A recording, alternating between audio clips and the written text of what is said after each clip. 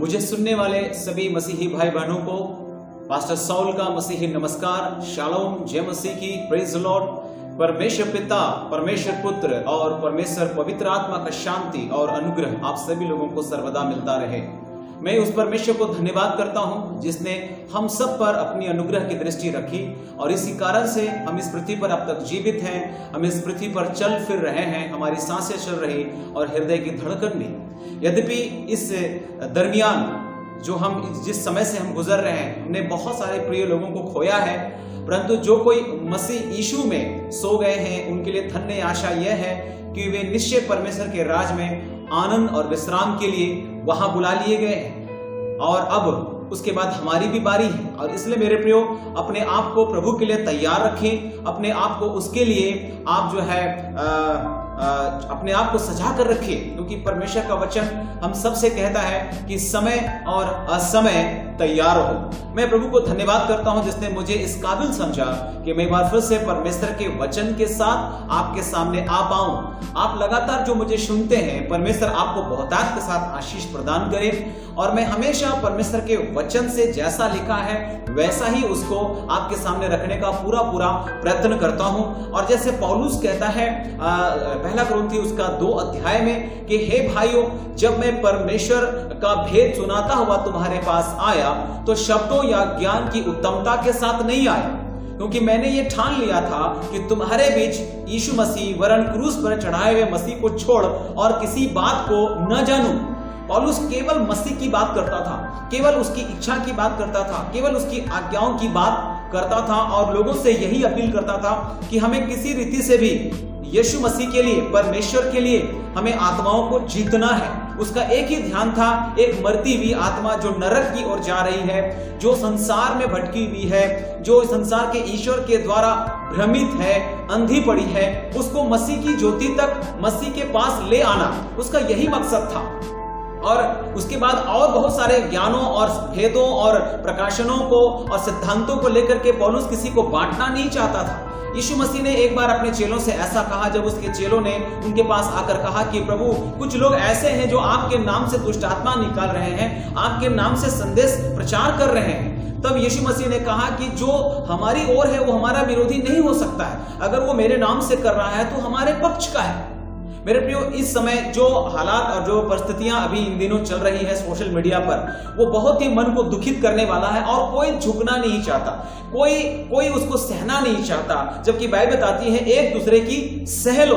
और इस प्रकार से हम देखते हैं कि हर व्यक्ति अपने आप को श्रेष्ठ बता रहा है, अपनी शिक्षाओं को, अपने उपदेशों को श्रेष्ठ बता रहा है और नम्रता और दीनता तो मानो एक पुस्तक में लिखा हुआ कोई शब्द मात्र रह गया है और वो एक दूसरे को क्षमा नहीं करना चाहते। अगर एक कुछ बोल रहा है तो दूसरा उसके अगेंस्ट में, उसके विरुद्ध में बोलने के लिए अगला वीडियो तैयार करके रखा हुआ है, वो कुछ बोल रहा है। तो इन सब बातों से किसी का भला नहीं होने वाला है। इसलिए मैं आप सभी लोगों से सावधान करता हूं कि ऐसे लोगों को अनुसरण करने की आपको आवश्यकता नहीं है। आपको समझ जाना चाहिए समय के साथ कि ये लोग जो है केवल अपना सब्सक्राइबर बढ़ा रहे हैं, केवल खुद को आपके सामने इस प्रकार प्रस्तुत कर रहे हैं मानो आप जो है वही परमेश्वर है। मुझे तो ऐसा लगता है कभी कभी, क्योंकि दीन वो हो नहीं रहे, नम्र वो हो नहीं रहे, एक दूसरे को क्षमा वो कर नहीं रहे हैं। उनके फॉलोअर भी कई तरह की बात कर रहे हैं। अगर एक व्यक्ति कुछ कह रहा है और उनके लोग कुछ कह रहे हैं तो दूसरा व्यक्ति और उसके लोग भी अगला बात बोलने के लिए तैयार है। क्या हमारा प्रभु ऐसा ही था?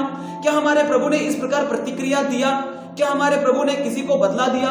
लिखा है बाइबल में कि उसने कभी किसी को गाली के बदले गाली नहीं दी, उसने कभी भी किसी के साथ अन्याय नहीं किया, उसने कोई बुराई किसी के साथ नहीं की।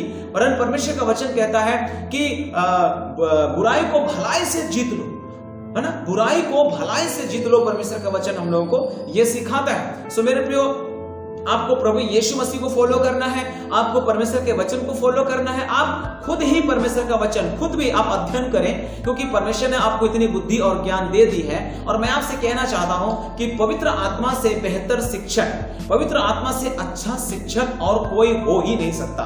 इसलिए आपको परमेश्वर के सामने बैठना चाहिए, उसके सामने घुटने टेककर उससे प्रार्थना करिए, क्योंकि उसका वचन में कहा गया है कि मुझसे प्रार्थना करो और मैं तुझे बड़ी बड़ी और कठिन कठिन बातें बताऊंगा जो तू अभी नहीं समझता।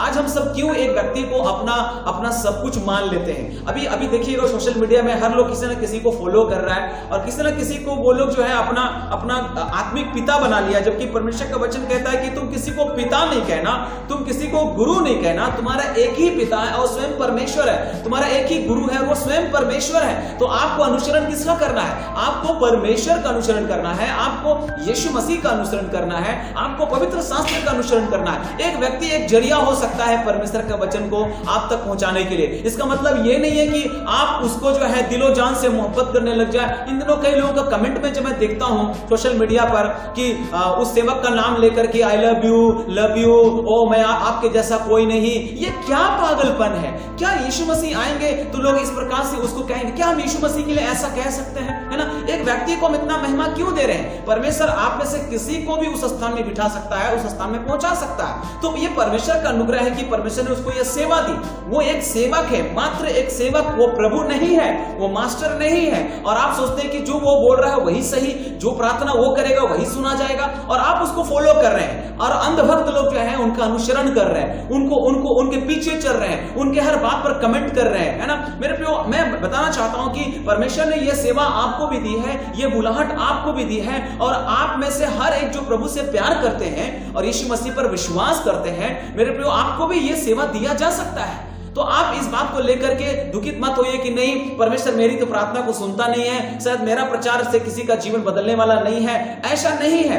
आप सब जो यीशु मसीह पर विश्वास करते हो, चाहे आप कुछ भी क्यों ना हो, चाहे आप कलीसिया में पीछे पंक्ति में बैठते हैं, चाहे आप कलीसिया में आपको नेग्लेक्ट किया जाता है, नजरअंदाज किया जाता है, लेकिन मैं आपको बताना चाहता हूं परमेश्वर की दृष्टि में आप हैं, परमेश्वर के ध्यान में आप हैं, क्योंकि लिखा है परमेश्वर के वचन में कि परमेश्वर सच्चा है। उसने आपको अपने पुत्र यीशु मसीह की संगति में बुलाया है, इसलिए कि आप उसके गुण को प्रकट करें। आपको इसलिए परमेश्वर ने एक चुना हुआ वंश, एक याजकों का समाज, एक राज्य पदाधिकारी का पद दिया है और अंधकार में से अद्भुत ज्योति में बुला लिया, ताकि आप उसके गुण प्रकट करो। आप में से हर एक जो यीशु मसीह का कहलाते हैं, अगर आप ये दावा करते हैं कि मैं यीशु पर विश्वास करता हूं, तो ये सेवा आप में से हर एक को दिया जा सकता है। देखिए, सबको परमेश्वर ने अलग अलग बुलाहट दी है, सबको परमेश्वर ने एक अलग अलग सेवा दिया है। तो हो सकता है कि आप वैसे पहचान ना बना पाए, कोई फर्क नहीं पड़ता है कि जो पहचान बनाएगा इसका मतलब ये नहीं कि वो बड़ा सेवक है और प्रभु से ज्यादा प्यार करता है, ऐसा नहीं है।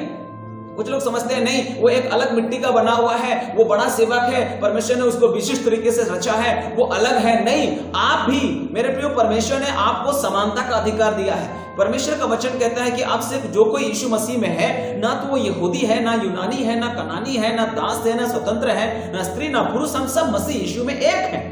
तो परमेश्वर किसी के साथ पक्षपात नहीं करता। हमारा परमेश्वर पक्षपाती परमेश्वर नहीं है। हाँ, किसी को 5 तोड़ा दिया है, हाँ, लेकिन उसके हिसाब से उसका न्याय भी किया जाएगा। किसी को 3 तोड़ा दिया गया है, किसी को 2 तोड़ा दिया गया है। इससे यह अर्थ नहीं लगाया जाना चाहिए कि जिसको 5 मिला है परमेश्वर उससे ज्यादा प्यार करता है। उसके उस योग्यता के आधार से उसको वो तोड़ा दिया गया, उसको ये टैलेंट दिया गया, उसको ये पद या सेवा दिया गया, तो परमेश्वर उसका हिसाब उससे लेगा। लेकिन आपको जो मिला हुआ है, आप उसको मिट्टी में दबाकर क्यों रखे हुए, आप उसको छुपा कर क्यों रखे हुए? अपने बुलाए जाने को आप क्यों नहीं समझ पा रहे हैं? परमेश्वर का वचन में पहला कुरिन्थी उसका 1 अध्याय और उसका 26 पद में ऐसा लिखा हुआ है कि हे भाइयों, अपने बुलाए जाने को तो सोचो, हे भाइयों, अपने बुलाए जाने को तो सोचो कि ना शरीर के अनुसार बहुत ज्ञानवान और ना बहुत सामर्थी और ना बहुत कुलीन बुलाए गए। ऐसा लिखा है कि हम शरीर के अनुसार, ऐसा नहीं कि बहुत ज्ञानी, बहुत पावरफुल, बहुत कुलीन बुलाए गए, वरन परमेश्वर का वचन कहता है कि परमेश्वर ने जगत के मूर्खों को चुन लिया है कि ज्ञानवानों को लज्जित करे। परमेश्वर ने जगत के निर्बलों को चुन लिया है कि बलवानों को लज्जित करे। परमेश्वर ने जगत के नीचों और तुच्छों को, वरन जो है भी नहीं, है ना, उनको भी चुन लिया, जो व्यर्थ है, जिनको जो है ना लोग सोचते हैं कि ये व्यर्थ है ना, उनको भी प्रभु ने क्या कर लिया है, चुन लिया है। तो आप सबको प्रभु ने चुना है, तो अपने बुलाए जाने और चुने जाने को समझिए, सिद्ध करिए उसको। पतरस क्या कहता है इसके संदर्भ में, जब आप दूसरा पतरस उसका 1 अध्याय और उसका 10 पद पढ़ेंगे तो वहां पर ऐसा लिखा है, इस कारण हे भाइयों अपने बुलाए जाने और चुने जाने को सिद्ध करने का भली भांति यत्न करते जाओ। अपने बुलाए जाने और चुने जाने को क्या करो, भली भांति सिद्ध करते जाओ, क्योंकि यदि ऐसा करोगे तो कभी भी ठोकर नहीं खाओगे।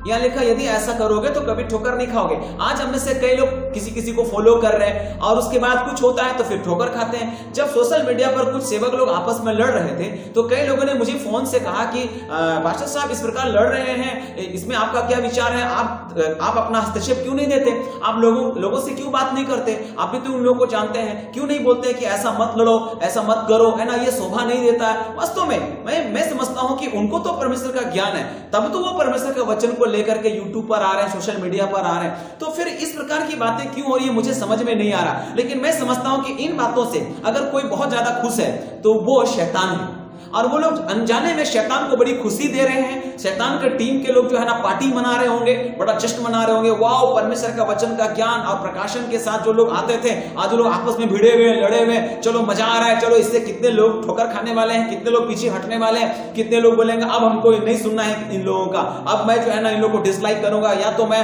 हट जाऊंगा इनके चैनल से, इनके ग्रुप से, इनके पेज से। कितने लोग ऐसा सोच रहे हैं, लेकिन उन लोगों को इस बात का अंदाजा भी नहीं। बस उनको तो उनसे मतलब है कि मेरा तो इतना लोग हो गए ना, मेरा तो अपना काम बन गया ना। मैं आपसे प्रभु यीशु के नाम से कहना चाहता हूं ये सब बातें बहुत दुखदाई है। आप प्रार्थना करो, प्रार्थना करो मेरे प्रियो, प्रार्थना हर बात का समाधान है, प्रार्थना हर बातों का उत्तर है। यीशु के चरणों में अपने मुकदमे को, अपने केस को रखना चाहिए। अगर कोई व्यक्ति हमारे विषय में कुछ बातें कहता है तो मुझे उसके सर्टिफिकेट की जरूरत नहीं है कि वो मेरे बारे में क्या सोचता है, क्या बोलता है, मुझे इस बात का कोई परवाह नहीं। अगर मुझे ये यकीन है कि जिसने मुझे चुना है वही मुझे आगे बढ़ाएगा और वो मुझे जो सर्टिफिकेट देगा वो मेरे लिए काफी है। मेरे प्रिय, यीशु मसीह ने इस संसार में आकर खुद कभी अपने आप को जो है ना इस प्रकार प्रमाणित नहीं किया कि मैं बेहतर हूं, मैं अच्छा हूं, मैं सबसे टॉप में हूं, है ना। वो बड़ा दीन होकर के अपने सेवकाई को किया, बड़े तरस के साथ उसने अपने सेवकाई को की, और परमेश्वर ने उसके बारे में यह कहा, ये मेरा प्रिय पुत्र है जिससे मैं अति प्रसन्न हूं, ये मेरा प्रिय पुत्र है। परमेश्वर ने ऐसा उसके लिए कहा। मेरे प्रिय, कई जगह में आप देखेंगे मूसा को परमेश्वर ने सर्टिफिकेट दिया कि इसके समान पूरे दुनिया में कोई नम्र व्यक्ति नहीं है। अब्राहम को परमेश्वर ने सर्टिफिकेट दिया कि ये मेरा मित्र है, ये मेरा परम मित्र है। अब्राहम से कुछ भी बात छुपाता नहीं था परमेश्वर। और गिदोन को परमेश्वर ने कहा हे शूरवीर शूरमा, और दानियल को भी परमेश्वर अपना प्रिय कहता है। तो इस प्रकार वो अपना सर्टिफिकेट, परमेश्वर उसको अपना सर्टिफिकेट देता है। इन दिनों मनुष्य अपना सर्टिफिकेट खुद बना रहा है, अपना प्रमाण पत्र खुद बना रहा है, और इस प्रकार से हम लोगों के सामने आ रहे हैं, साबित करने का प्रयास कर रहे हैं कि हम सही है, हम सही है, हम सही है, और ऐसा करके हम दूसरे को गलत ठहरा दे रहे हैं, है ना। मेरे प्रिय, हमें प्रार्थना करने की जरूरत है।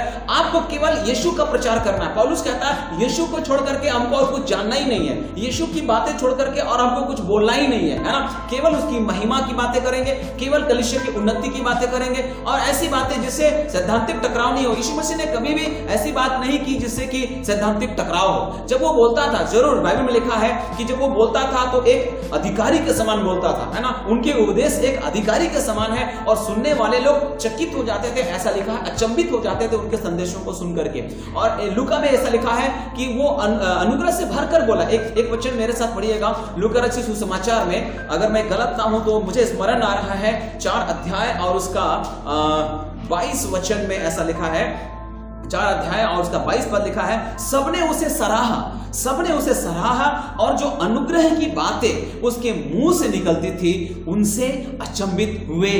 वे अनुग्रह की बातें बोलते थे, है ना। यीशु मसीह की बातें कैसी थी? अनुग्रह की बातें, वो दया की बात कहता था, वो तरस से भरा हुआ, जब वो बोलता था तो उसकी वाणी में तरस होता था। एक आत्मा के लिए जो मर रहा है, एक आत्मा जो भटका हुआ है, उनके लिए तरस होता था। यीशु मसीह जरूर वो अधिकारी के समान बोलता था। अधिकार का मतलब है कि परमेश्वर ने मुझे जो अधिकार दिया है सेवा का, उस अधिकार से वो बोलता था। वो किसी के ऊपर रौब नहीं झाड़ता था कि तुम ऐसे हो, तुम वैसे हो, तुम ये हो, तुम ये हो जाओगे, तुम वो हो जाओगे, तुम भेड़िया हो, तुम कुत्ता हो, तुम ये हो, तुम भेड़ चुराने वाले हो। यीशु मसीह ने ऐसा बोल करके संदेश नहीं दिया। उसके संदेशों में तरस था, उसके उसके वाणी में अनुग्रह था, उसके वाणी में हम कहेंगे दया का भाव था।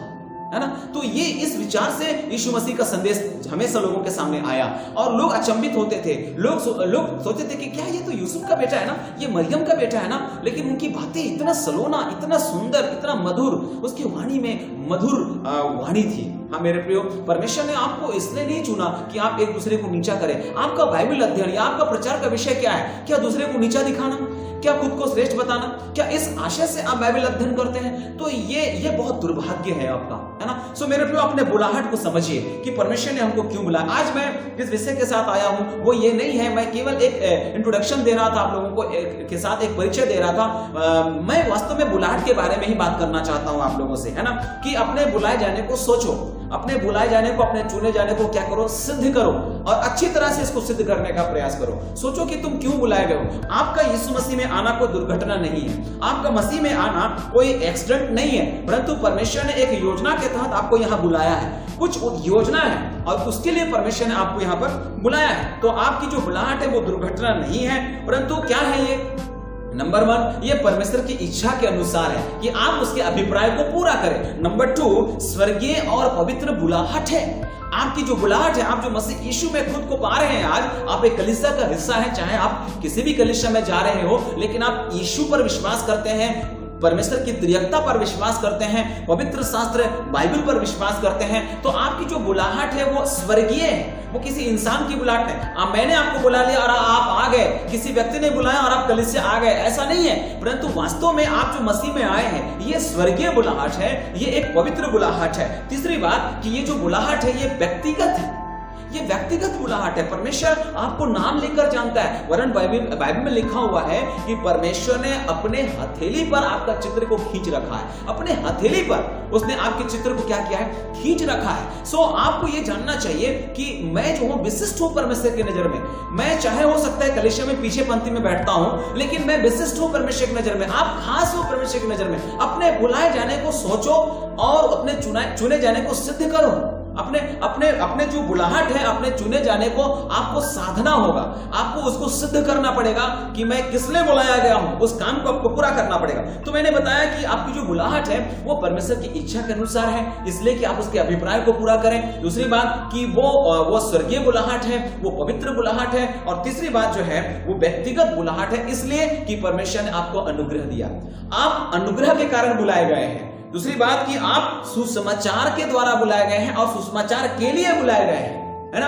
आप जैसे कि हम लोग एक प्रजातंत्र का हम लोग इस प्रकार से परिभाषा देते हैं कि ये जो शासन है ये जनता के लिए और जनता के द्वारा संचालित शासन है। तो परमेश्वर ने आपको जो बुलाहट दिया है ये आपका है, आपके लिए है, और आपके द्वारा परमेश्वर जो है अपनी व्यवस्था को, अपनी बातों को लोगों तक पहुंचाने के लिए आपको बुलाया है। तो ये अनुग्रह के कारण है, ये सुसमाचार के लिए है। तो आपको अपनी बुलाहट को समझना पड़ेगा, है ना। अपनी बुलाहट को समझिए कि आपकी बुलाहट जो है खास बुलाहट है, आम बुलाहट नहीं है, ये स्वर्गीय बुलाहट है। और ये कोई दुर्घटना नहीं है कि आप ऐसे ही आ गए मुंह उठाकर प्रभु के पास, किसी ने बोला हम आ गए। नहीं मेरे प्रियो, ये परमेश्वर की योजना में शामिल था पहले से। तो आप परमेश्वर की योजना में शामिल हैं, वो व्यक्ति हैं। अपने आप को पहचानिए कि आप कौन हैं। अगर आप ऐसा पहचान लोगे तो कभी ठोकर नहीं खाओगे और अंधभक्त होकर किसी को फॉलो नहीं करोगे। आपको जिसको फॉलो करना है उसका नाम यीशु मसीह है। मुझे भी आपको फॉलो करने की कोई जरूरत नहीं है। आपको यीशु को फॉलो करना है, आपको परमेश्वर के वचन को फॉलो करना है, आपको स्वयं परमेश्वर का फॉलो करना है। याद रखिएगा, आपको किसी व्यक्ति के पीछे अंधभक्त होकर चलने की कोई आवश्यकता नहीं है।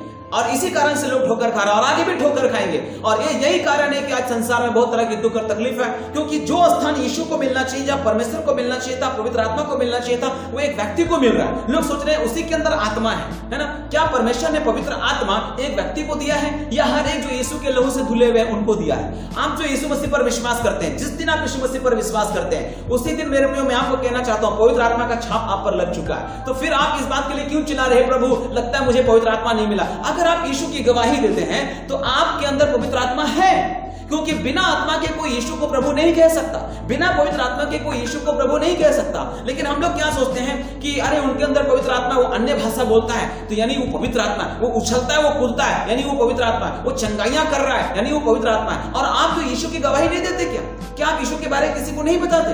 क्या आप यीशु की सच्चाई किसी को नहीं बताते? बताते हैं। इसलिए बता रहे हैं क्योंकि आपके अंदर पवित्र आत्मा काम कर रहा है। अगर नहीं काम कर रहा होता तो आप नहीं बताते। तो केवल उछलना कूदना, अन्य भाषा बोलना, चंगाइयां, ये तो वरदान है। पवित्र आत्मा के 9 वरदान में से एक वरदान है।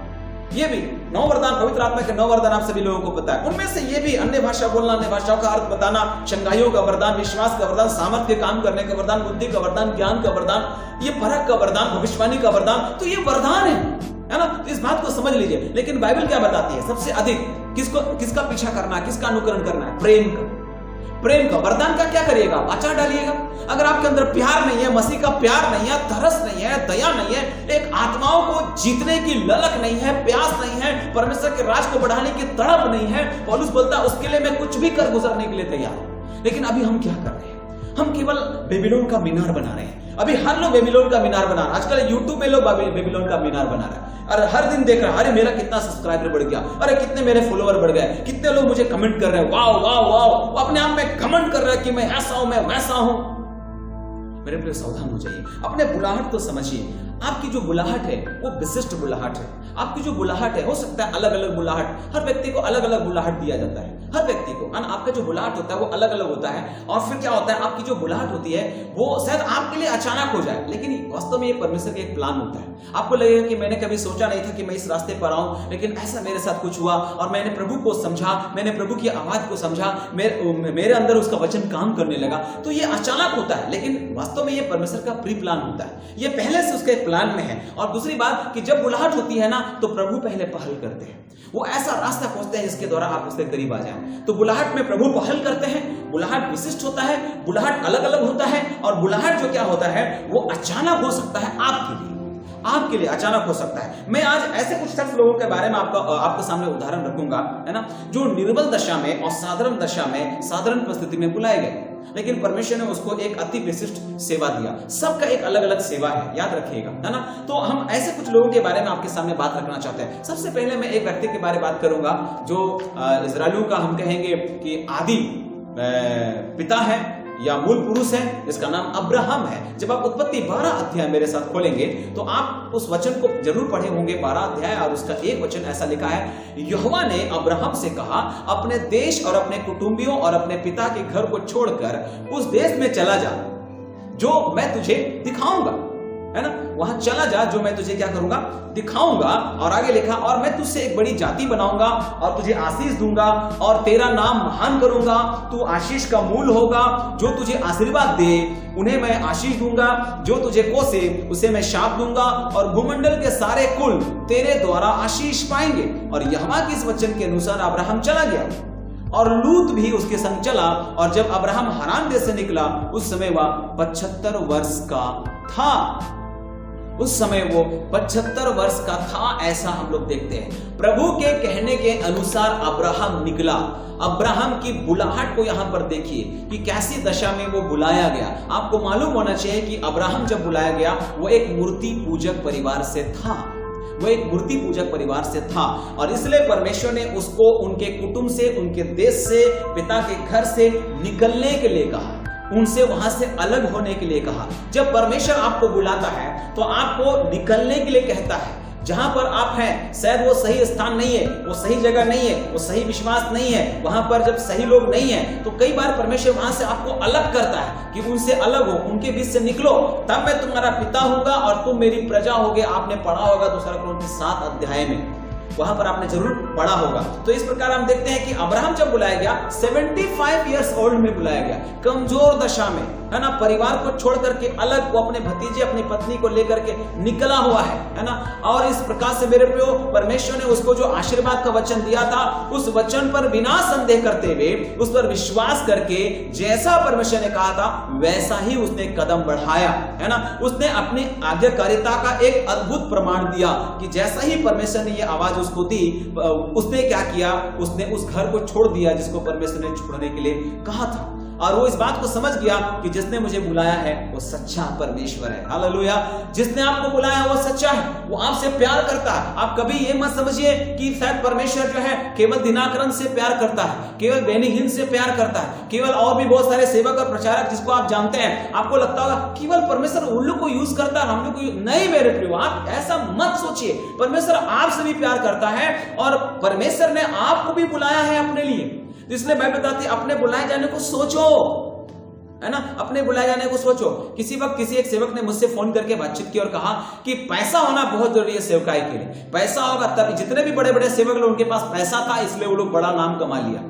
ये गलती है, ये भूल है उस व्यक्ति की सोच की, है ना। उनको लगता है कि पैसा है इसलिए वो बड़ा सेवक बना, है ना। मेरे पास तो पैसा नहीं था और मैं यहां तक सेवकाई में पहुंच गया हूं और प्रभु ने मुझे भारत के कई प्रांतों में, शहरों में, गांव में मुझे सेवक के लिए इस्तेमाल किया। तो क्या मेरे पास पैसा था?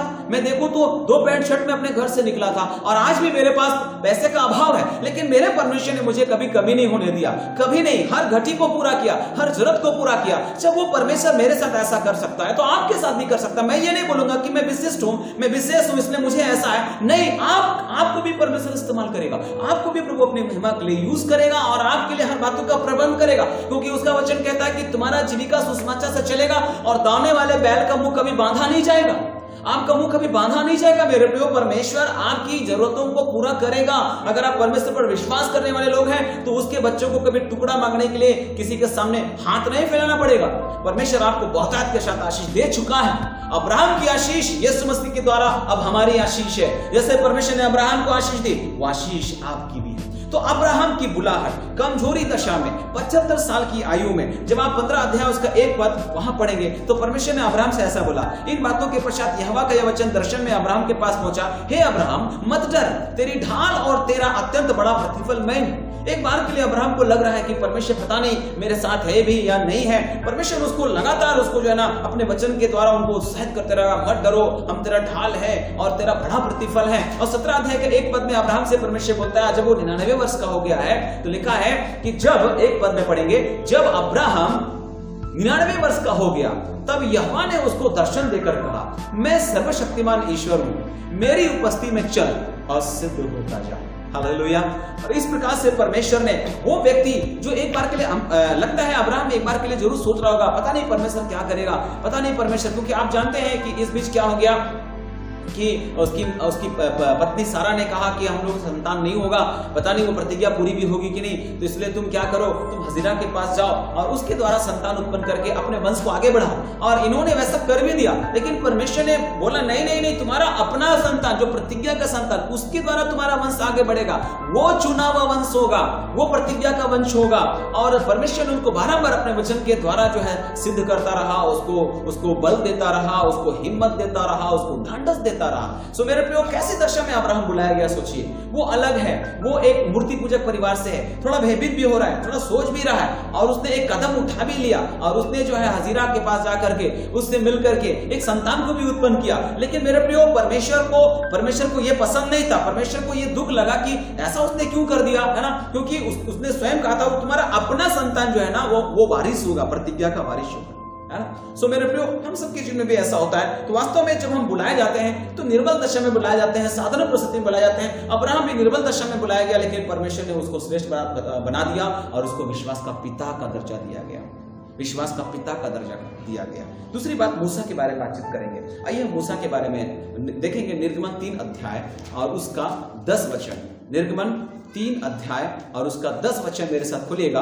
और वहां हम मूसा के संदर्भ में आप लोगों के सामने कुछ बातें कहेंगे। वहां पर लिखा हुआ है, इसलिए आ मैं तुझे फिरौन के पास भेजता हूं, इसलिए आ कि मैं तुझे फिरौन के पास भेजता हूं कि तू मेरी इस्राएली प्रजा को मिस्र से निकाल ले आए, है ना, तू निकाल ले आए। मैं तुझे कहां भेज रहा हूं? फिरौन के पास। आपको क्या लगता है, मूसा ने तुरंत इस बात को एक्सेप्ट कर लिया? मूसा को मालूम था कि मैं क्या हूं, यद्यपि वहां पर परमेश्वर उससे बोल रहा है कि मैं भेज रहा हूं, परंतु मूसा ने परमेश्वर से क्या कहा, मैं कौन हूं जो फिरौन के पास जाऊं। अभी मिस्र जिस प्रकार का उन दिनों में आज अमेरिका वैसे मिस्र हुआ करता था और उसके राजा के पास परमेश्वर मूसा को भेज रहा है, तो मूसा को मालूम है कि उसकी हैसियत क्या है, वो कौन है, उसको पता है। बोलते मैं कौन हूं जो फिरौन के पास जाऊं और इजरायलियों को मिस्र से निकाल ले आऊं। फिर परमेश्वर ने कहा कि निश्चय मैं तेरे संग रहूंगा और इस बात का कि तेरा भेजने वाला मैं हूं, तेरे लिए ये चिन्ह होगा। उसको कुछ बातें बता भी रहा है ना, लेकिन फिर भी मूसा जो है ना डर रहा है, भयभीत, भय खा रहा है। मैं ऐसे कैसे कर सकता हूं, मेरे पास तो योग्यता नहीं है, मैं तो निर्बल दशा में हूं। मूसा भी अभी जो जिस एज में है वो अभी 80 साल का है। अब्राहम को बुलाया गया 75 साल की आयु में, निर्बल दशा में, साधारण दशा में। याद रखिएगा, मूसा को अभी ये काम सौंपा जा रहा है कब? 80 साल। जब मैं 40 साल का था, 30 साल का था, आपने मुझसे कुछ नहीं कहा। मूसा जरूर ये सोचा होगा, है ना, उस समय प्रभु ने मुझे कुछ नहीं बोला, लेकिन अब मैं 80 साल का बुढ़ा हूं, अब तो मेरा बोली भी नहीं निकलता है ना, तोतलाता हूं, मुंह का भद्दा हूं, और अभी परमेश्वर मुझे कहां भेज रहा है? फिरौन के पास। आप सोच सकते हैं कि परमेश्वर कैसे किसी को इस्तेमाल करता है। उसका काम ही निराला है। उसका सोच और हमारी सोच में जमीन और आसमान का अंतर है। वो अद्भुत परमेश्वर है, तो जिसकी आप सेवा करते हैं वो कुछ भी कर सकता है। आप चाहे कोई भी क्यों ना हो, परमेश्वर आपको अपने राज्य के लिए, अपने काम के लिए इस्तेमाल कर सकता है। बस अपने बुलाए जाने को सोचो और उसको सिद्ध करने का भली भांति यत्न करते जाओ। 2 पत्रस 1:10 वचन के अनुसार, तभी आप ठोकर नहीं खाओगे। इसलिए आप ठोकर खा रहे हो, इसलिए आप हाथ पर हाथ धरे बैठे हो, क्योंकि आप अपने बुलाए जाने को कभी समझ नहीं पाए, अपने चुने जाने को, अपने अधिकार को, अपने पद को, यीशु मसीह में आपकी जो सेवा है, यीशु मसीह में जो वरदान आपको मिले हैं, आप उसको समझ ही नहीं पा रहे। आप केवल दूसरे को ताक रहे, अरे वो पावरफुल सेवक, अरे वो एनोइंटिंग पास्टर, अरे वो अभिषेक पास्टर, अरे वो ऐसा पास्टर, अरे वो ऐसा पास्टर, अरे वो ऐसा सेवक। अरे आपको भी परमेश्वर वो इस्तेमाल कर सकता है सेवा में, है ना, आपको भी यूज कर सकता है। आप चाहे कोई भी क्यों ना हो, परमेश्वर आपको अपने सेवा के लिए बुला रहा है, और आपको जो काम सौंपा गया यीशु मसीह के द्वारा, महान आदेश, इस बात की पूर्ति आपको भी करना है। कोई एक पास्टर ये केवल करने के लिए उनको नहीं सौंपा गया, किसी प्रचारक को ये काम केवल करने के लिए नहीं सौंपा गया, आप सबको सौंपा गया। आप डरे हुए हैं और केवल उनको फॉलो कर रहे हैं, उनको सुन रहे हैं। आप पवित्र आत्मा को सुनने की कभी कोशिश नहीं करते। आप स्वयं से कभी परमेश्वर के सामने शांत रहकर उसकी आवाज को सुनने की चेष्टा नहीं करते, और यही कारण है मेरे प्रियो, हम दूसरों से ठोकर खा रहे हैं, दुख उठा रहे हैं, और इस प्रकार की बातें हो रही है। लोग आपको अपने फायदे का और अपने लाभ का कारण बना रहे हैं, है ना। सो मेरे प्रियो, अपने बुलाए जाने को समझे। मूसा को बुलाया गया, वो बहुत बार बहाना बना रहे हैं ना। 4 अध्याय निर्गमन 4 का 1 में ऐसा लिखा है, तो मूसा ने उत्तर दिया, वे मेरा विश्वास नहीं करेंगे। मूसा का क्या उत्तर है? वे मेरा विश्वास नहीं करेंगे और ना मेरी बातें सुनेंगे, वरन कहेंगे यहोवा ने तुझको दर्शन नहीं दिया। मूसा ऐसा बोल रहा है। परमेश्वर नहीं, इतनी बात होने के बाद 3 अध्याय में इतनी बात होने के बावजूद भी उसको यकीन ही नहीं हो रहा है कि परमेश्वर बोल रहा है और मुझे जाना चाहिए। वो बोल रहा है नहीं, कोई मेरा विश्वास नहीं करेगा। लोग बोलेंगे कि तुम दर्शन देखा ही नहीं है, तुम झूठ मूठ का ये बात बोल रहा है। परमेश्वर बोलता है तेरे हाथ में क्या है? तो बोलता है लाठी, इसी को लेकर के जाओ, है ना, जो तेरे पास उसको लेकर के जाओ। तो हम देखते हैं कि परमेश्वर बारंबार उसको जो है ना अपने वचन के द्वारा उत्साहित कर रहा है। 10 वचन में ऐसा लिखा, मूसा ने यहोवा से कहा, हे मेरे प्रभु, मैं बोलने में निपुण नहीं, पहले था अभी नहीं हूं, क्योंकि अभी 80 साल का हो गया, है ना। वहां साफ रूप से बोल रहा है कि तेरा दास को बोलने की योग्यता नहीं है, जीभ का भद्दा हूं, है ना। फिर उसका 13 पद में ऐसा बोलता है, 4 का 13 में उसने कहा, मेरे प्रभु, कृपया किसी और को भेज दीजिए। मूसा को मालूम है अपनी दशा, वो निर्बल है, अभी जो हालात है वो अलग है, पहले अलग था, अब अलग है। लेकिन परमेश्वर बोलता है मैं तुमको बुला रहा हूं, मैं तुमको चुन रहा हूं, तुमको भेज रहा हूं। मूसा, हाँ मुझे तेरी जरूरत है, तुम जाओगे। परमेश्वर अगर आपको चुना है मसीह यीशु में, तो कोई दुर्घटना नहीं है, याद रखिएगा। अगर आप यीशु की सेवा कर रहे हैं, अगर आप एक कलीसिया का पार्ट है, एक कलीसिया का भाग है, तो परमेश्वर का एक प्लान, एक उद्देश्य है। आप दुनियादारी की चीजों में उलझ कर मत रह जाइए, लेकिन जानिए परमेश्वर की इच्छा, जानिए परमेश्वर के कार्य, जानिए परमेश्वर की योजना, जानिए परमेश्वर की सेवा को, कि उसने क्यों आपको मसीह यीशु बुलाया है। लेकिन हम लोग इन दिनों आपस में उलझे हुए, और शैतान को बड़ा मजा आ रहा है। उलझे रहो, तुम उलझे रहोगे तो मुझे मजा आएगा, और शैतान पूरा मजा ले रहा है, पूरा आनंद मना रहा है। आत्मिक दुनिया में जरूर शैतान आनंद मना रहा होगा, क्योंकि आत्मिक दुनिया में शैतान भी जो है विचरण कर करके भक्तों पर अपनी दृष्टि रखता। अय्यूब के ऊपर में कहां से हिल डोल करके, इधर उधर से घूम फिर करके अय्यूब के पास पहुंच गया था। परमेश्वर तो वहां है ही, शैतान भी वहां आ गया, और परमेश्वर ने पूछा कहां से आ रहे हो? इधर उधर से हिलते डोलते, उसका काम तो यही है ना, वो इधर उधर हिलता डोलता रहता है। शैतान इधर उधर घूमता फिरता, धर्मियों पर दृष्टि करता, क्योंकि उसका काम जुआ अड्डा में ठीक से चल रहा है ना। उसका काम जो है ना हर बुराई के केंद्र वहां पर ठीक चल रहा है, तो उसको वहां कोई प्रॉब्लम नहीं है। समस्या यहाँ है जहां उसके लोग प्रभु की महिमा कर रहे हैं, यीशु की महिमा कर रहे हैं, वचन को अध्ययन कर रहे हैं, वचन को पढ़ रहे हैं, वचन का प्रचार कर रहे हैं, वचन को सुन रहे हैं, वहां समस्या है। इसलिए वहां आकर के वो लड़ाइयां उत्पन्न करता है, झगड़े उत्पन्न करता है, विवाद उत्पन्न करता है, सिद्धांतिक टकराव लेकर के आता है, और हम लोग इस तरह से बढ़ जाते हैं। अपने बुलाहट को समझिए, क्यों बुलाया गया? निर्बल दशा में बुलाया गया अब्राहम, निर्बल दशा में बुलाया गया मूसा। गिदोन के बारे में भी आप लोग जानते हैं कि कैसा उन दिनों में जो है ना, किस प्रकार उनके जो दुश्मन थे, किस प्रकार उन पर चढ़ाई किए हुए थे और सभी लोग डरे हुए थे, क्या होगा, परमेश्वर क्यों हम लोगों के साथ ऐसा व्यवहार कर दिया, परमेश्वर ने हमको छोड़ दिया। आप सभी लोगों को पता है कि ये इस्राएलियों की गलती थी, जिसके कारण परमेश्वर ने उन लोगों को मिद्यानियों के हाथ में कर दिया था, मिद्यानियों के वश में कर दिया था। इन सब बातों को वो लोग समझ भी रहे थे, फिर भी जो है ना, आप लोगों को पता है कि वे परमेश्वर के सामने आकर के अपने गलतियों को स्वीकार नहीं कर रहे थे, अपने अहम को स्वीकार नहीं कर रहे थे। और जब उन लोगों ने परमेश्वर की दुहाई दी, जब ये लोग समझे इस बात का कि क्यों परमेश्वर इस प्रकार से कर रहा है, कि हमें उसकी ओर फिरना है, जब इस बात को लोग समझे, सब कुछ अच्छा हो गया। वहां पर ऐसा लिखा है, गिदोन 6 अध्याय उसका 11 से लेकर के आगे अगर पढ़िएगा तो लिखा है कि ऐसे समय में जब सभी लोग छुप करके अपने फसलों को लोग उसको जो है ना प्राप्त करते थे, अपने फसल तैयार होती थी, छुप करके घर लेके जाते थे, तो ऐसे गेहूं झाड़ रहा था, कौन, गिदोन गेहूं झाड़ रहा था, और उस समय परमेश्वर के एक दूत उसके पास आया। ऐसा लिखा है, फिर यहोवा का दूत 11 पद में, 6 अध्याय न्यायों की पुस्तक 6 अध्याय 11 पद में, फिर यहोवा का दूत आकर उस वृक्ष के तले बैठ गया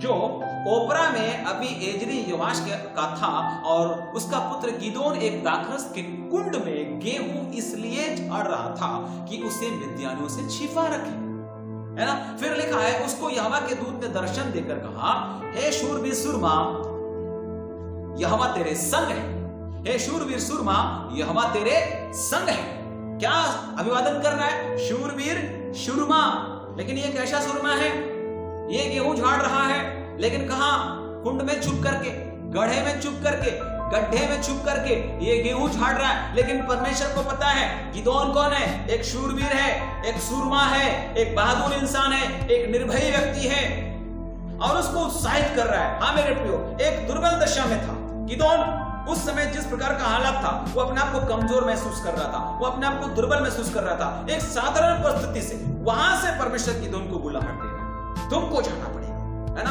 तुम जाओ मेरे लोगों को छुड़ाओ, है ना। 13 पद में ऐसा लिखा है, जब आप 13 पद पढ़ेंगे तो, गिदोन ने उससे कहा, हे मेरे प्रभु विनती सुन, यदि यहोवा हमारे संग होता तो हम पर ये सब विपत्ति क्यों पड़ती, क्यों होता है ऐसा, है ना। और फिर लिखता है कि और जितने आश्चर्यक्रमों का वर्णन हमारे पुरखा ये कहकर करते थे, क्या यहोवा हमको मिस्र से छुड़ा नहीं लाया, वे कहां रहे, अब तो यहोवा ने हमको त्याग दिया और मिद्यानियों के हाथ कर दिया। आगे जब आप पढ़ेंगे तो क्यों ये समस्या आई, पूरा डिटेल से आप उसको जान पाओगे। लेकिन मैं ये बताना चाहता हूं कि परमेश्वर ने गिदोन को लेकर और उसके साथ 300 लोगों को लेकर के एक बड़ी सेना, अमालेकियों मिद्यानियों की एक बड़ी सेना, मिद्यानियों की एक बड़ी सेना को उसने जो है ना। आप सभी जब बात को जानते हैं कि कैसे परमेश्वर जो है उन 300 लोगों के द्वारा एक बड़े विजय को मिद्यानियों के द्वारा के ऊपर देता है परमेश्वर गिदोन को और उसके लोगों को। तो ये पूरा वृत्तांत आप पढ़ लेना। तो हम बता रहे हैं कि ईश्वरीय बुलाहट निर्बल दशा में और साधारण परिस्थिति में होता है, और वो बुलाहट स्वर्गीय है, परमेश्वर की इच्छा के अनुसार है, पवित्र है। वो बुलाहट व्यक्तिगत है, परमेश्वर नाम लेकर के गिदोन को बुला रहा है। परमेश्वर अब्राहम के साथ व्यक्तिगत तौर पर गया, मूसा के साथ व्यक्तिगत तौर पर से मिलकर के उससे बातें की, है ना। और उसके बाद ऐसे ही दाऊद के बारे में आप सभी लोग जानते हैं, और उसके बारे में पहला सामुएल 16 अध्याय को अगर आप पढ़ते हैं, मनन करते हैं, तो वहां पर आप जानते हो कि किस प्रकार दाऊद किस जगह में था। वो भेड़ बकरियों को चरा रहा था, उनके घर में आकर के सामुएल जो है राजा चुन रहा था, उनके भाइयों में से किसी एक को, उसको नहीं पता था कि कौन राजा होने वाला है। सामुएल तो उनके भाइयों को सोच रहा था, परंतु बाद में कोई लायक नहीं निकला, तो उसने कहा कि आपके और भी लड़के हैं, तो बोला हाँ एक है, छोटा है जो रह गया, वो भेड़ बकरियों को चरा रहा। सामुएल ने कहा कि जल्दी से उसको बुलवा लीजिए, जल्दी से उसको बुलाइए। जब उसको बुलाया गया तो उसको देख करके शामिल ताज्जुब किया कि गाल की लाली झलक रही है, आंखें बड़ा सुंदर है, रूप बड़ा सुडौल है, और इसको राजा परमेश्वर बनाने वाला है। परमेश्वर ने तुरंत बोला इसका अभिषेक करो, इसका अभिषेक करो, यही राजा है आने वाला। शामिल को ताज्जुब लगा, लेकिन परमेश्वर का बुलाहट अद्भुत है, परमेश्वर का काम अद्भुत है। परमेश्वर कब किसको बुला लेगा हमको नहीं पता, उसका बुलाहट अचानक होता है, लेकिन प्री प्लान से होता है।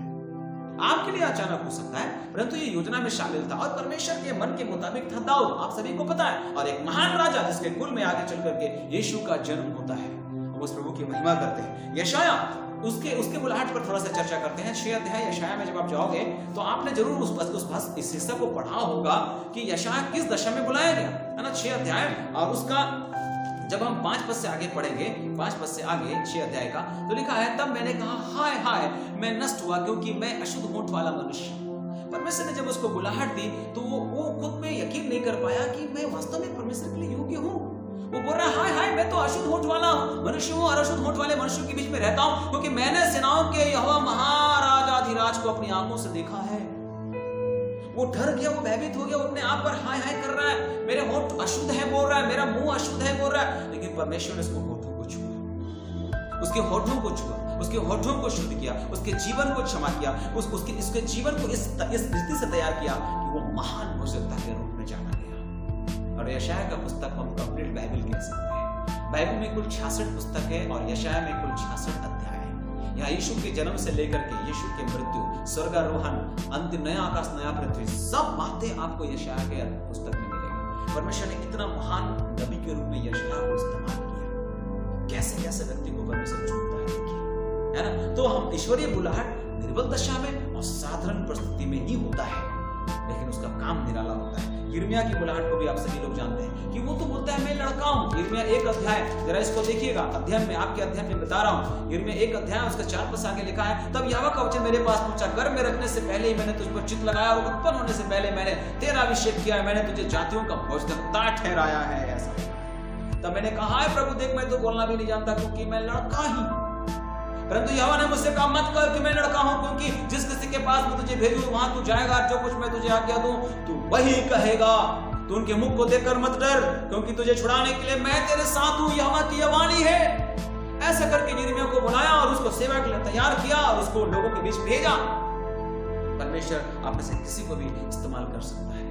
एक आखिरी उदाहरण देकर के मैं अंत कर रहा हूं अपने विषय को। मती चुंगी लेने वाला व्यक्ति था, प्रभु उसको उठा करके खड़ा कर रहा है। वो टैक्स ले रहा था, वहां से प्रभु उसको बोला मेरे पीछे आओ, है ना। पतरस मछली पकड़ रहा था, वहां से प्रभु उसको बोला मेरे पीछे आओ।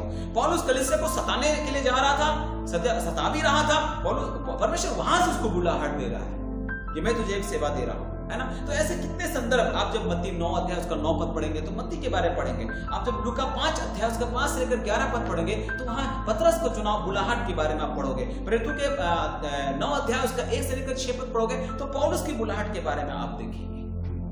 अद्भुत, परमेश्वर का काम निराला है। आप बोलो, आप और हम अगर चेला चुनने की बारी आती तो मैं ऐसे लोगों को कभी नहीं चुनते। पतरस मछली मारने वाला, वो उसके अंदर क्या क्वालिटी जो उसको हम चुने। ये मत्ती चुंगी लेने वाला, पापी लोग होते थे चुंगी लेने, इसको हम क्यों चुने, है ना। ऐसे ऐसे लोग, दाऊद जैसा आदमी को प्रभु चुन रहा है, अब्राहम बुढ़ा आदमी, मूसा बुढ़ा आदमी, गिदोन डरा हुआ आदमी, है ना। यशायाह जो है अशुद्ध होठ वाला, यिर्मयाह तो लड़का ही है, बच्चा ही है, लेकिन प्रभु उनको चुन रहा है। किस किस जगह से चुन रहा है और अलग अलग सेवा के लिए उनको चुन रहा है। अलग अलग मकसदों के तहत अलग अलग तरीके से परमेश्वर उनको अपने सेवा के लिए यूज में लाया, उपयोग में लाया। आप चाहे कोई भी क्यों ना हो, चाहे आप बुढ़ा हो, चाहे आप जवान हो, चाहे आप अधेड़ हो, चाहे आप कोई भी क्यों ना हो, चाहे पीछे पंक्ति में बैठते हैं, आगे पंक्ति में बैठते हैं, कोई भी क्यों ना हो, प्रभु आपसे प्यार करता है। आप किसी जाति से भी प्रभु को ग्रहण किए हैं, कोई बात नहीं। आपका आवाज नहीं निकलता है, बहुत अच्छा नहीं गाते, कोई प्रॉब्लम नहीं। आप कुछ भी नहीं कर पाते, कोई प्रॉब्लम नहीं। जो कुछ भी नहीं कर पाता है, जो तुच्छ भी है, कुछ भी नहीं है, प्रभु उसको भी यूज में ला सकता है। जब प्रभु गधा को यूज कर सकता है, कौवा को यूज कर सकता है, तो आपको क्यों नहीं यूज करेगा परमेश्वर। अपनी बुलाहट को सोचो, अपने चुने जाने को भली भांति सिद्ध करो। परमेश्वर इस वचन के द्वारा आप लोगों को बहुतायत के साथ आशीष दे। अगले वीडियो पर प्रभु ने चाहा दोबारा मुलाकात होगी, तब तक के लिए आप कह दीजिए जय मसीह की।